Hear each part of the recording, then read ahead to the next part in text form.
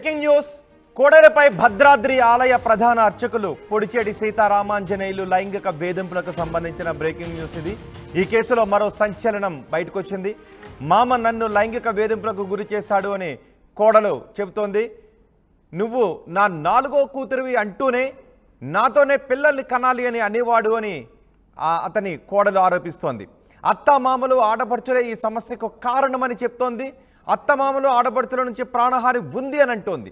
బాధితురాలి ఫిర్యాదుతో అత్త, మామ, భర్త సహా 8 మందిపై కేసు నమోదు చేశారు పోలీసులు.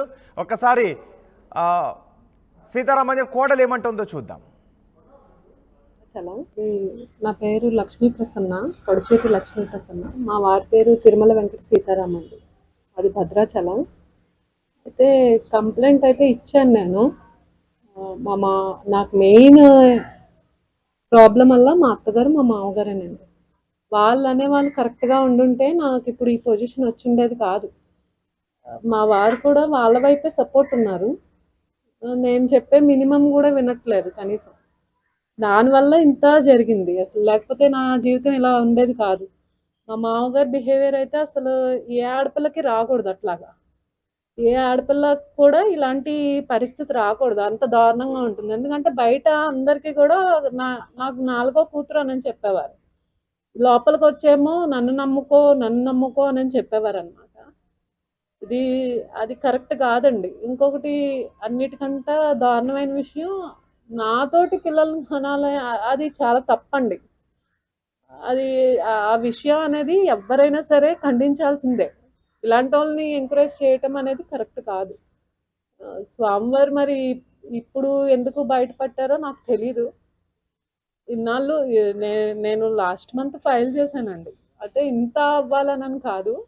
మా వారు ఆయన వచ్చి నన్ను తీసుకెళ్ళాలి, మంచిగా మేమిద్దరం హ్యాపీగా ఉండాలనే తోటి నేను కేసు పెట్టాను. ఇంత రచ్చ చేయాలి అట్లా ఏం లేదు నాకు.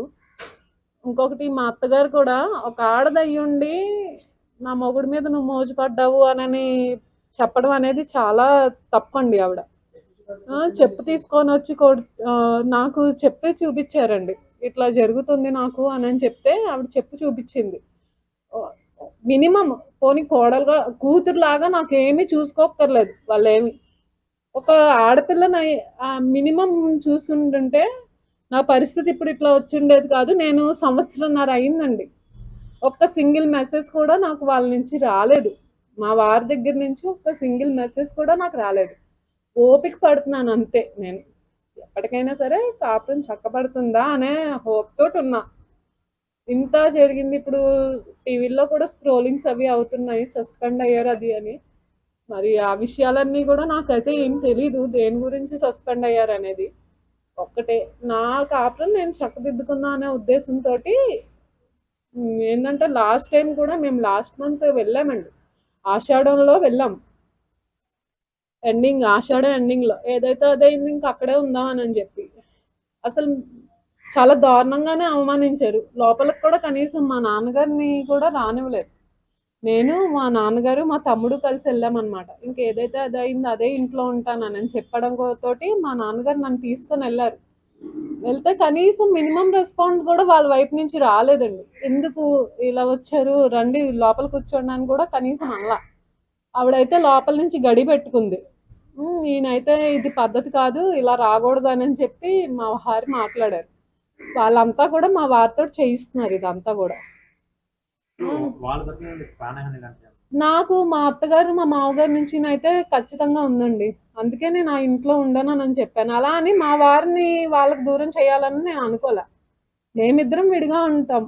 వాళ్ళకి ఏం కావాలో వాళ్ళని చూసుకోమన్నాను. నేనేమి తల్లిదండ్రులకు దూరం చేయాలని నేను అనుకోలే. వాళ్ళని చూసుకోవాలి, నన్ను చూసుకోవాలి. నాకు అదే ఉందండి. కానీ అసలు కనీసం నేను చెప్పేది కూడా వినకుండా ప్రతిదానికి ఇట్లాగనే చేశారండి. చచ్చిపోవాలని చెప్పి ఇట్లా మాట్లాడారు. తట్టుకోలేక 1.5 సంవత్సరం నుంచి నేను నలుగుతున్నాను. No communication. ఒక మెసేజ్ కూడా లేదు నాకు కమ్యూనికేట్ చేయడానికి. అక్కడ ఉన్నంత వరకు కూడా అసలు నువ్వంటే నాకు ప్రాణం ఇట్లా మాట్లాడేవారు మా వారు.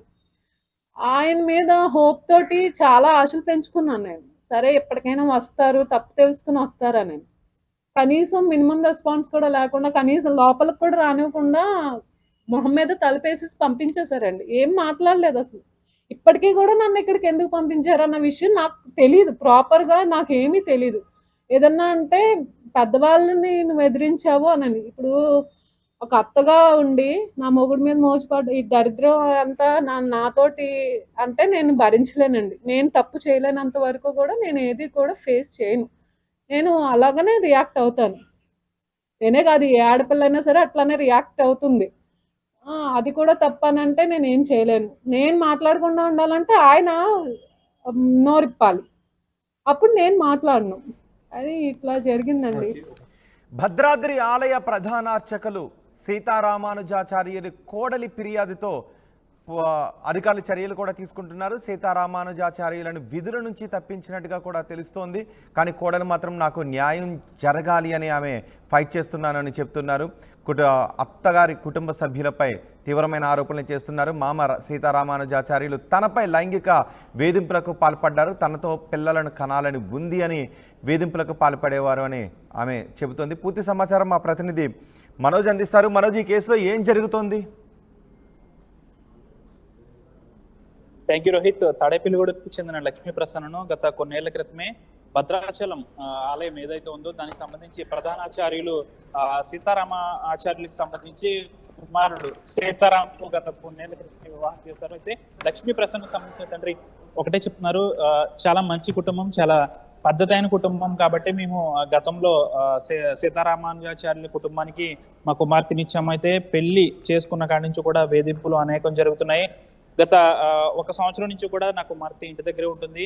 ఆషాఢంలో నా కుమార్తె భద్రాచలం వెళ్తే కనీసం కోడలు వచ్చిందన్న మాటే లేదు. చాలా చులకనగా చూశారు.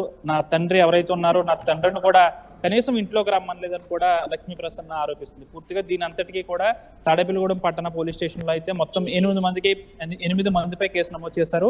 అత్తమామలతో పాటు భర్త సీతారాంతో పాటు ఆడపడుచులు ఎవరైతే ఉన్నారో వీరందరిపై కూడా కేసు నమోదు చేయడం అనేది జరిగింది. ముందుగా అయితే లక్ష్మీ ప్రసన్న ఒకటే చెప్తుంది, పెళ్లి చేసుకున్నాను కానీ నాకు ఎక్కడ కూడా హ్యాపీనెస్ అనేది లేదు. నా మామ ఎవరైతే ఉన్నారో సీతారామానుజాచార్యులు అంత పెద్ద పొజిషన్ లో ఉండి నాతో చాలా బ్యాడ్ గా బిహేవ్ చేసేవాడు. నన్ను 4వ కూతురు అంటూ అందరికీ చెప్తూనే నాతో చాలా బ్యాడ్ గా బిహేవ్ చేసేవారు. నాతో పిల్లల్ని కనాలి అని ఒక మాట నాకు చాలా బాధ కలిగింది. నాలాంటి పరిస్థితి ఎవరికి రాకూడదని కూడా లక్ష్మీ ప్రసన్న చెప్తుంది. దీనిపై తాడేపల్లిగూడెంలో పట్టణ పోలీస్ స్టేషన్ కూడా కేసు నమోదు చేశారు. మంచి కుటుంబం కాబట్టే నా కుమార్తె నా కుటుంబానికి ఇచ్చాము, కానీ పెళ్లి చేసుకున్న కాడి నుంచి ఈ విధంగా టార్చర్ చేస్తున్నారు. పూర్తిగా ఎవరైతే లక్ష్మీ ప్రసన్న ఒకటి చెప్తుంది, నా భర్తతో కాపురం చేయనవ్వట్లేదు, దీని అంతటికీ గల కారణం నా అత్తమామలతో పాటు ఆడబడుచులని కూడా చెప్తుంది. దీనిపై కూడా కేసు నమోదు అయితే చేశారు. అయితే భద్రాచలానికి సంబంధించి అటు చూసుకుంటే ఎవరైతే సీతారామాచార్యులు ఎవరైతే ఉన్నారో ప్రధాన అర్చకుడు తనను సస్పెండ్ చేశారని అయితే నాకు ఆ విషయం తెలిసింది. కానీ ఇది ఏ విషయంలో సస్పెండ్ చేస్తారైతే నాకు పూర్తిగా తెలీదు. నాకైతే న్యాయం కావాలి, నా భర్తతో నేను కాపురం చేసుకుంటాను, నా కాపురానికి పూర్తిగా కూడా ప్రధాన అర్చకులు సీతారాం ఎవరైతే తన మామ ఉన్నారో సీతారామానుజాచార్యులు అడ్డొస్తున్నారు, అత్తమామలు అడ్డొస్తున్నారు అంటూ కూడా చెప్తుంది. చాలా బ్యాడ్. ఇప్పుడు ఆమె చేస్తున్న ఆరోపణలపై, ఆమె చేసిన ఫిర్యాదుపై సీతారామానుజాచార్యులు విధుల నుంచి తప్పించారు. ఓకే, చట్టపరమైన చర్యలు ఏం తీసుకుంటున్నారు? పోలీసులు ఇన్వెస్టిగేషన్లు ఏం తేలుతోంది? అంటే దీని అంతటికి సంబంధించి తాడేపల్లిగూడెంలో కేసు అయితే నమోదు చేస్తారో దీనిపై ఒక టీం అనేది భద్రాచలం కూడా వెళ్ళింది. అయితే వారు ప్రస్తుతం అయితే ఎవరైతే ప్రధాన అర్చకులు ఉన్నారో సీతారామానుజాచార్యులు లక్ష్మీ ప్రసన్న మామతో పాటు అత్త కూడా పరారీలో ఉన్నట్టయితే మనకు తెలుస్తుంది. పూర్తిగా ఆడబడుచులు ఎవరైతే ఉన్నారో లక్ష్మీ ప్రసన్నకు సంబంధించిన ఆడబడుచులు కూడా పరారీలో ఉన్నారు, తన భర్త కూడా పరారీలో ఉన్నారు, ఎవరు కూడా ఇంటి దగ్గర లేరు. ఈ కేసు వేగవంతం చేయడానికి అయితే ఒక టీం కూడా భద్రాచలం వెళ్ళినట్టు తెలుస్తుంది. అంతేకాకుండా లక్ష్మీ ప్రసన్నకు సంబంధించిన తల్లిదండ్రులు లక్ష్మీ ప్రసన్నతో పాటు వారి బంధువులంతా కూడా భద్రాచలంలో కూడా కేసు నమోదు చేశారు. అయితే దీనిపై మరింత విషయం తెలియాలంటే వీరు ఎక్కడ ఉన్నారు అనేది తెలియాలి. పూర్తిగా అయితే ఆలయానికి సంబంధించి వీరిని అయితే సస్పెండ్ చేస్తున్నట్టయితే తెలిసింది. ఆ లక్ష్మీ ప్రసన్న ఒకటే కోరుతుంది, నాకు న్యాయం కావాలి, నా భర్తతో నేను కాపురం చేసుకోవాలి, నా పూర్తిగా కూడా 4వ కుమార్తె అంటూ అందరికీ చెప్తూనే నాపై లైంగికంగా నన్ను వశపరుచుకోవాలని నా ఎవరైతే నా మామ ఉన్నాడో ఆయన సీతారామానుజాచార్యులు చాలా బ్యాడ్ గా నన్ను చూస్తున్నాడు, పూర్తిగా కూడా వీరందరికీ నేను దూరంగా ఉండాలి, నా భర్తతో నేను ఉండాలని అయితే లక్ష్మీ ప్రసన్న కోరుతుంది. ప్రస్తుతానికైతే అత్తమామలతో పాటు ఆడపడుచులు తన భర్త పరారీలో ఉన్నట్టు తెలిసింది. వీరైతే ప్రస్తుతం తాడేపల్లిగూడెంలో ఉన్నారు. లక్ష్మీ ప్రసన్నకు సంబంధించి వారి తండ్రి ఎవరైతే ఉన్నారో తన తండ్రి కూడా చాలా బాధపడుతున్నారు. గతంలో వారి కుటుంబం చాలా మంచిది, పెద్ద పొజిషన్ లో ఉన్నారు కాబట్టి మేము పెళ్లి చేస్తాము, తీరా చూస్తే పెళ్లి అయిన దగ్గర నుంచి కూడా చాలా చిత్రహింసలు మొదలయ్యాయి. అంతటి పెద్ద పొజిషన్ లో ఉండి నా కుమార్తెను ఇలా చేయడం కూడా వారికి తగదు, కాబట్టి తగిన న్యాయం చేయాలని కూడా వారు కోరుతున్నారు. గతంలోనే ఈ విషయాన్ని బయట పెట్టాలని అనుకున్నాము, కానీ మాకు సంబంధించి పరువు ప్రతిష్టలు అనేవి ఉన్నావు కాబట్టి ఈ విషయం అందరిలోకి వెళ్తే ఉన్న పరువు కూడా పోతుందని చాలా అణిగి ఉన్నాము.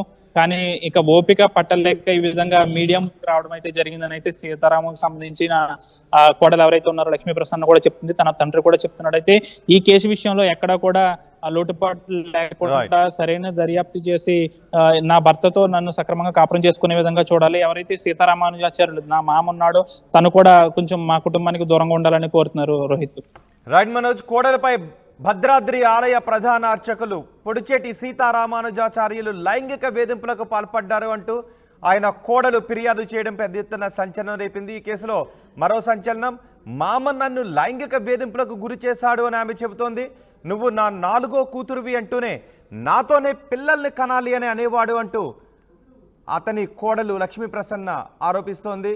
అత్తమామలు ఆడపడుచులే సమస్యకు కారణం, అత్తమామలు ఆడపడుచుల నుంచి ప్రాణహాని ఉంది అని ఫిర్యాదు చేసింది బాధితురాలి ఫిర్యాదుతో అత్త, మామ, భర్త సహా 8 మందిపై కేసు నమోదు చేశారు పోలీసులు. ప్రస్తుతం వారంతా పరారీలో ఉన్నట్టుగా తెలుస్తోంది.